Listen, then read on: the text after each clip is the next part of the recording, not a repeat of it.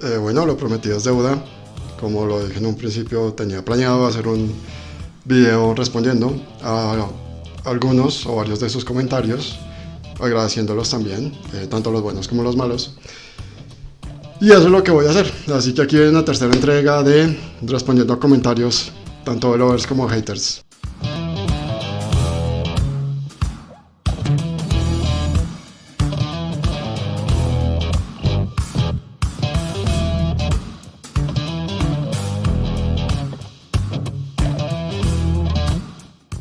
También en Instagram, con respecto al tema de si el nazismo es socialismo o no, comentaba Beto Guerrero, no sé por qué se complican tanto, lo único que hay que hacer es investigar la historia. Las medidas del gobierno nazi fueron evidentemente socialistas, completamente de acuerdo.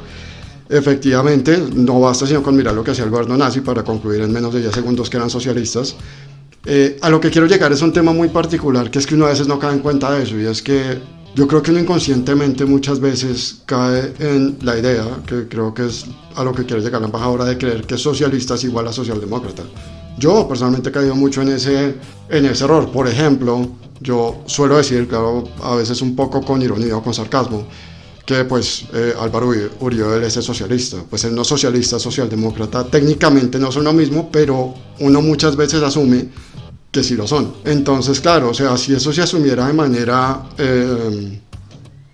literal, se estaría creyendo que los nazis eran socialdemócratas. Digamos, es la forma como estoy creyendo que razonó la embajadora, que podría tener algún tipo de lógica. Entonces, que los nazis eran socialdemócratas, y pues eso sí sería históricamente impreciso. Pero si consideramos el socialismo como pues lo estamos considerando en este caso, Beto Guerrero lo estoy considerando yo, y como lo consideramos pues todos los que conocemos el tema, sabemos que el socialismo abarcaba muchas más corrientes, abarcaba el comunismo, el comunismo en sus diferentes versiones, además, porque no es lo mismo el comunismo ruso que el comunismo cubano, que el comunismo chino, que el comunismo de Pol Pot, o el de Vietnam del Norte.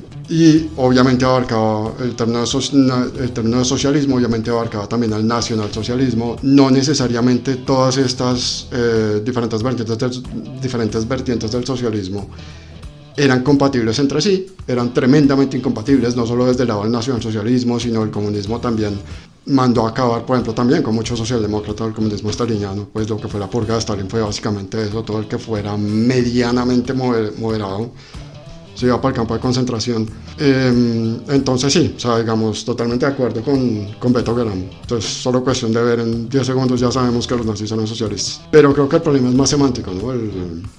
Creo que la discusión aquí es más semántica que cualquier cosa. Pero bien, buen comentario, gracias. Pregunta Jorgito Lealte con respecto al tema de la política exterior estadounidense con respecto a China en el marco de esta Guerra Fría. Entonces pregunta Jorgito Lealte, y el gobierno chino dice que Biden es un imperialista, entonces para ustedes eso sí está bien. Digamos que ese no es el punto, o sea, ahí podríamos, o sea, yo me estaba esperando esta pregunta de alguien que dijera, bueno, entonces usted está diciendo que es algo parecido. Usted está diciendo que sí, no es un tirano. No, ese no es el punto. Digamos, el punto no es que sea o no sea un tirano, el punto es que hay un interés, digamos, de parte de Estados Unidos como líder del mundo occidental de mantener el orden internacional tal y como está. A diferencia, por ejemplo, de China y de Rusia, que quieren un orden internacional menos centrado en valores como la democracia, como, bueno, el libre mercado sí, pero la democracia, el respeto por los derechos humanos, todo este tipo de cosas que son como un obstáculo para ciertos líderes de carácter autoritario. Eso a ellos quieren, los chinos y los rusos, pues les gustaría quitarle un poco de importancia a eso. O sea, entonces ellos son más propicios a un sistema mundial menos centrado en ese tipo de cosas, que le dé menos importancia a los valores democráticos, occidentales, humanitarios y demás. Por eso, desde ese punto de vista, es que hay como un mayor interés, o pensaría yo que hay un mayor interés de parte de Estados Unidos en mantener el equilibrio actual.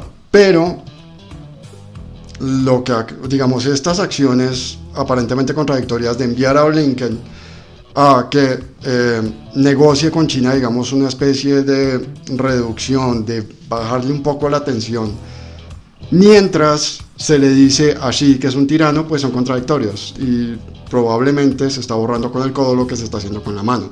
Ahora sí, Si hubiera dado el caso que hubiera sido al revés, que China hubiera mandado a Wang Yi, que es el mayor diplomático que tienen, a tratar de bajar los sumos, pues tratar de bajar las tensiones con Estados Unidos, y mientras Wang Yi está en Washington tratando de limar asperezas, sale Xi a decir que Biden es un imperialista, pues obviamente la crítica habría sido exactamente la misma crítica y la misma pregunta, como a qué están jugando. Creo que igual el tema es un tema pues de coherencia, digamos, en la política exterior, ¿no? Yo creo más, por ejemplo, en la lógica de Teddy Roosevelt, que es, digamos, como la base sobre la cual estoy diciendo esto, según la cual hay que mantener el orden internacional como está, porque si no eso puede llevar a graves conflictos. Entonces hay que dejar que el tema deje de ser ideológico. Y pongo un último ejemplo para terminar. Richard Nixon pudo haber creído, por ejemplo, que Mao Zedong era un tirano, y probablemente lo creyó. Pero Richard Nixon salió a decir que Mao Zedong era un tirano. No, o sea, Richard Nixon entendió que pues China estaba siendo una potencia, había que incluirlo en el sistema internacional, y entonces en lugar de decirle que era un tirano, fue personalmente a Beijing a darle la mano a Mao Zedong. De eso se trata la política internacional en un sistema anárquico. Y digamos, la idea de mantener pues el equilibrio pasa por, aún así el tipo sea un tirano o no, pues no venir a insultarlo de esa manera cuando se está tratando de reducir las tensiones. Eso digamos es como la crítica principal. Bueno, con respecto al video de Francia Márquez y el viaje al África, me dieron bastante palo. Lo esperaba, la verdad es que lo esperaba porque es un tema bastante polémico, y Francia Márquez es una persona tremendamente polémica. Creo que sobre el viaje a Francia Márquez habría que dividirlo en dos, porque aquí hay dos aspectos que es importante discutir, o por lo menos que creo que se están entrelazando acá, que pues no son lo mismo. El primero es el viaje en sí, que creo que es el fondo de lo que pues era mi video, lo que quería decir con respecto al viaje de Francia Márquez. Y el segundo tema es la financiación. Pues no lo toqué, pero valdría la pena mencionarlo. A ver, sobre el viaje de Francia Márquez, pues mantengo mi posición. Creo que cualquier intento, venga de donde venga, por internacionalizar al país, pues por mi lado será bienvenido. Vale la pena hacer pues este comentario, pues creo que es el momento perfecto para hacerlo. Pues creo que yo no he dejado duda ni he sido ambivalente con respecto a mi posición con respecto a este gobierno. Soy totalmente contrario. De hecho, pues sí, hubo testigos, y también tengo videos como testigo, que cuando tuve la cuenta en Twitter y fueron momentos de elecciones, creo que la tuve como un año antes de elecciones, pues tuiteé todo lo que pude, pues, en contra de este señor, para pues evitar que este señor subiera al poder. No lo voté, no lo votaré, no lo votaría nunca, y pues estuvo en la marcha del 20 también. Digamos, no, este gobierno no me agrada, eso no es un secreto realmente, pero el hecho de que este gobierno me agrade y que tenga muchas diferencias con él no me impide que, si está haciendo una o dos cosas que yo considero que esté bien, pues por lo menos reconozca esa una o dos cosas que está haciendo bien. Y pues este fue el caso. Entonces, a pesar de que Francia Márquez tiene una cantidad de cosas para criticarle, podemos estar de acuerdo en que tal vez no tiene la preparación suficiente para estar en el cargo en el que está. Tal vez este lenguaje que ella maneja, esta forma como se expresa, es irritante. Tal vez el hecho de que se victimiza cada vez que alguien la critica es pues algo que nos puede indignar a todos. En fin, a la vicepresidenta hay muchas cosas que criticarle, es cierto, pero yo trato de evitar que por más, digamos, animosidad u oposición que siento hacia ella, pues como que se me nuble la vista lo suficiente como para no poder reconocer algo que yo considere que esté haciendo bien, así sean una, dos o tres cosas. De paso, vale la pena mencionarlo. A pesar de todo, creo que hay pequeños detalles que no me desagradan. A pesar de todo lo que he dicho, con lo cual estoy de acuerdo, digamos, en su forma de ser y en las ideas que tiene y en la forma como se expresa, hay un par de detalles menores que no me desagradan. Por ejemplo, cuando se dio la intervención de la reunión de estadías bancarias con todos los bancos, que ya le invitaron a hablar del sistema financiero, pues yo creo que le reconozco un poco esta capacidad de decir, hombre, pues yo tal vez no sé de ese tema, no voy a ir, y no fue. Digámoslo, o sea, miremos el lado positivo de las cosas, ¿no? Perfectamente puedo haber ido allá donde están todos los grandes financistas del país, los grandes bancos del país, a decir alguna barbaridad que probablemente pudo haber tenido algún tipo de efecto en materia financiera en el país. Así que el hecho de que no haya ido parece positivo. También me parece positivo, por ejemplo, el hecho de que se haya molestado en hacer el viaje a un sitio como Ojalá. Por lo menos a esta gente que le ha tocado sufrir lo que le ha tocado sufrir, que en algún momento llegue un alto funcionario del Estado y les oiga, aquí estamos con usted, me parece positivo. Lo del helicóptero obviamente no me parece positivo bajo ningún sentido de vista, pues es un gasto absurdo, sobre todo sabiendo que ella tiene la casa de vicepresidentes acá y podría vivir perfectamente acá y evitarse ese gasto. No lo hace, prefiere vivir en Dapa y gastar gasolina del helicóptero para ir y volver, y eso le cuesta un dineral al Estado. Pues como no se va a criticar eso, obviamente que es tremendamente criticable. Pero una vez más, yo creo que mi posición, a pesar de ser tan contrario a este gobierno, siempre procuro como tratar de ser lo más objetivo y lo más ecuánime posible. Y si hay una o dos cosas de las 100 que hace mal, si hay una o dos que considero que está haciendo bien, pues se la va a reconocer. Lo mismo me pasaría, por ejemplo, Iván Duque hizo un viaje cuando estaba presidente a China, en esos momentos no tenía redes, pero no me pareció mal, la misma lógica, o sea, internacionalizar el país, ¿por qué no? O sea, este país realmente necesita internacionalizarse para cualquiera que haya viajado, pues, no necesariamente tiene que ser a Estados Unidos, Europa, a Brasil, Argentina, Chile, o a Uruguay, pero lo vería, o sea, este país necesita abrirse, necesita internacionalizarse, necesita posicionarse mejor en el mundo. Y si hay algún funcionario que lo haga hacia derecha o izquierda, pues me parece bien. Ahora, el segundo punto, que creo que es pues parte de esta discusión, es el tema de la financiación, que ese no lo toqué en el video, pero que varios de ustedes lo tocaron en los comentarios. Digamos que la principal crítica que le hace a la financiación de ese viaje es que fueron como 3.000 millones de pesos, y lo primero que se critica es que ese viaje se hizo con plata de los colombianos. Aparentemente lo que se está diciendo ahora es que no se hizo con plata de los colombianos, sino que ese viaje la pagó la Open Society. No es una mejor noticia, es decir, no da más tranquilidad el hecho de que ese viaje lo haya pagado la Open Society, como creo que es de conocimiento general. La Open Society es la ONG de George Soros, y pues George Soros es un tipo que ha influido mucho en la izquierda a nivel internacional. Así que pues el hecho de que esa sociedad esté financiando ese viaje pues no trae mucha tranquilidad, es cierto, pero por el otro lado pues eso desvirtuaría, digamos, la indignación que produciría haber gastado 3.000 millones de pesos pues con plata de los impuestos. O sea, digamos que ahí se podría decir que pues ya el argumento no entraría, pues por lo menos el de la plata de los que se viaja con plata de que se llevó el novio, además con plata de los impuestos de la gente. Pues si George Soros le quiere pagar el viaje con el novio del África y tiene 3.000 millones de pesos, porque los tiene para financiar eso, pues que lo haga. Pero ahí, digamos, y ahí sí podemos entrar en un tema en el cual probablemente tengamos más coincidencias, es lo preocupante que puede ser el hecho de que George Soros esté financiando al gobierno colombiano. ¿Para qué? ¿Qué intenciones quiere? ¿Cuál es la finalidad? Ahí nos podemos hacer muchas preguntas, y sí, las respuestas podrían ser sumamente preocupantes. En eso estamos totalmente de acuerdo, pero pues, insisto, eso ya sería otro tema y otro debate. Tal vez habría que preparar un poco de material para eso. Pero bueno, igual, a pesar de todo, pues siéntanse libres de seguir comentando. O sea, no estoy esperando que todo el que comento esté de acuerdo conmigo en todo lo que digo. Yo sé que hago estas cosas a sabiendas de que muchas veces voy a tocar un par de nervios. Entonces, nada, háganle, sigan comentando. Continuamos. Específicamente con respecto al tema de Francia Márquez, y esto es TikTok.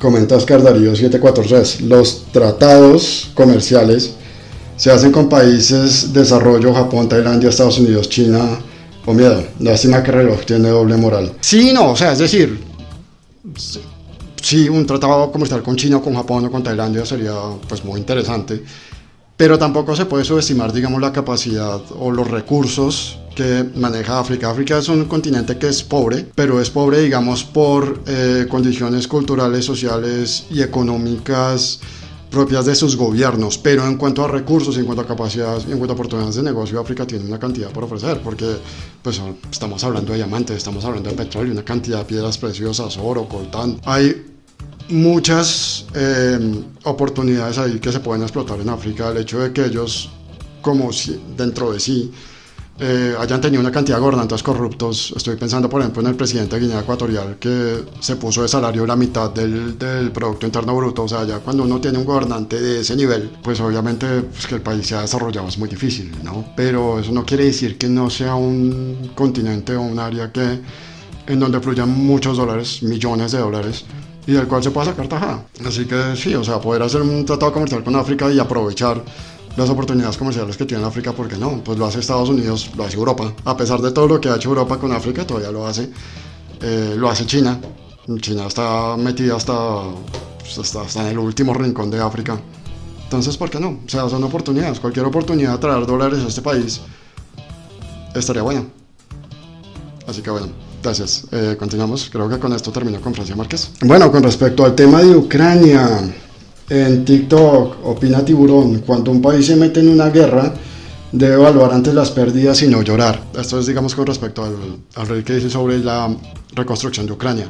Sí, efectivamente, pues obvio, cuando hay una guerra se sabe que va a haber destrucción material y que la infraestructura va a sufrir eso, pues se ve venir desde un principio, pero digamos que la crítica va más el hecho de que Occidente con respecto a la reconstrucción siempre ha tenido una posición más bien ambivalente. Entonces, por ejemplo, a Europa y a Japón la reconstruyeron después de la Segunda Guerra, con el Plan Marshall y todo lo que hizo MacArthur en Japón, pero a Irak y Afganistán no tanto, ¿no? Entonces, digamos que la reconstrucción de Ucrania geopolíticamente es interesante, o sea, puede ser de interés también para Occidente por el hecho de que Ucrania tiene una gran producción de trigo, o sea, gran parte, digamos, de la nutrición mundial depende de Ucrania, ¿no? Y también, pues, están los recursos minerales y una cantidad de riquezas que son estratégicas tanto para Europa como para África como para Asia que maneja Ucrania. Entonces, también está en el mejor interés de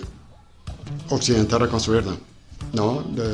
Ahora, ¿de dónde van a salir esos 130.000 millones de euros? No tengo ni idea. Eso, digamos, es como una de las preguntas que me hago. Pero sí, o sea, puede ser también que Occidente diga, no hay plata para reconstruir porque estamos en una recesión, no sé qué, y Ucrania, pues, se vuelva el peladero que está hecho ahora, o sea, continúa siendo el peladero que está hecho ahora. O sea, pues, tal vez no es el ideal y, pues, dejarían pues en evidencia como un doble discurso de Occidente, pues que a nadie le interesa, ¿no? Entonces, pues quería hacer como énfasis en eso, ¿no? Y cómo, digamos, con qué solución se podría salir para reconstruir ese país que pues ya lo tienen desolado. Ahí es donde está la cuestión. Bueno, con respecto al reel que hice de Iván Velázquez diciendo que el narcotráfico era la fuente de toda violencia en TikTok, por la calle signo de exclamación comentado, o sea que el narcotráfico no es detonante de la violencia en Colombia y del mundo, desde el sesgo usted. No lo es. No, el narcotráfico no es el detonante de la violencia ni en Colombia ni en el mundo. Sí es, y en esto toca ser muy claro, sí es como un ¿cómo llamarlo? Como un catalizador, es como la gasolina al fuego, ¿no? O sea, la gasolina no hace fuego, pero si usted le echa gasolina al fuego, pues el fuego se pone peor, pero no está, digamos, en el fondo de la violencia. Digamos, en el mundo sí es muy fácil, o sea, la mayoría de los conflictos que hay en África y en Asia en estos momentos, y los peores, son conflictos de tipo étnico, religioso, más que todo, son los más difíciles de solucionar, los que hay en África.